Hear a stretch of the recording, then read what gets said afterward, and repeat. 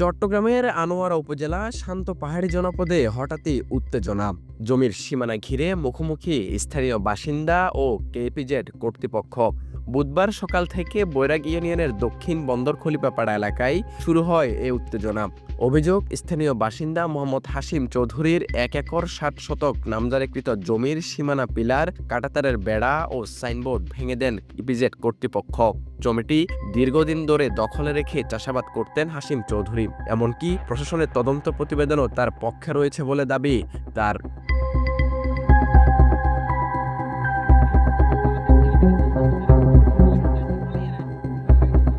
সকালে কয়েক দফায় বাকবিতণ্ডা ও ধাক্কাধাক্কির ঘটনা ঘটে। পরে আনোয়ারা থানা পুলিশ ও কেপিজেটের নিরাপত্তা কর্মীরা গিয়ে পরিস্থিতি নিয়ন্ত্রণে আনে।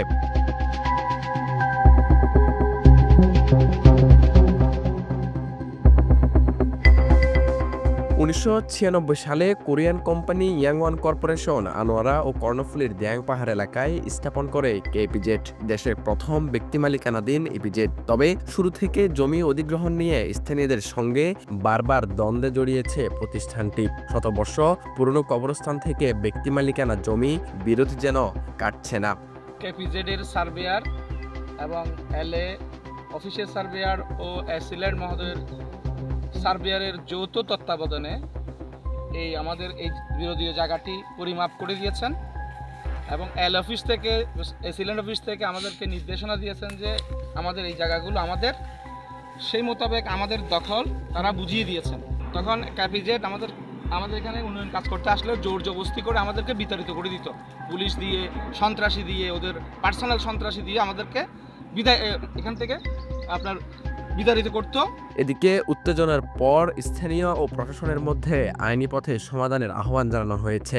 এই বিষয়ে কেপিজেড কর্মকর্তা মোহাম্মদ মোজাম্মেল হক বলেন, আমাদের সাথে ভূমি নিয়ে যে ঘটনা ঘটেছে এতে কিছুটা ভুল বোঝাবুঝি। আমরা যে সকল ভূমি অধিগ্রহণ করেছি তার বিনিময়ে অর্থ দেওয়া হয়েছে মালিক পক্ষকে, কিন্তু একটি চক্র বিষয়গুলো ভিন্ন খাতে প্রবাহিত করতে অপচেষ্টা চালাচ্ছে। কোনো রকমের কোনো ভূমিকা নেই, তাদের কারো থেকে কিন্তু ডাইরেক্টলি কোনো কিছু নেয় না, এটা সরকারের মাধ্যমে করা হয়, সেটা আপনি জানেন। এখানে কেপিজেডের সাথে পাবলিকের কোনো হিটিং থাকারই কথা না, বা কোনো রিলেশনও থাকার কথা না। এখন যেহেতু অন্যরা সবাই এখানে কেপিজেডের এতগুলো জায়গার মধ্যে অন্য ব্যক্তি মালিক যারা, তারা টাকা নিয়ে গেছে না। এখন উনি যদি যেটা বুঝে না বুঝে করে থাকে, সেটা তো এলএও অফিস ওদেরকে সমাধান দেবে। এদিকে জমির মালিকানা ও দখল নিয়ে বছরের পর বছর ধরে চলে আসা এই বিরোধ এবার নতুন করে উত্তেজনা ছড়িয়েছে। স্থানীয়রা চান ন্যায্য সমাধান, আর প্রতিষ্ঠান চাইছে নির্বিচারে কার্যক্রম চালাতে।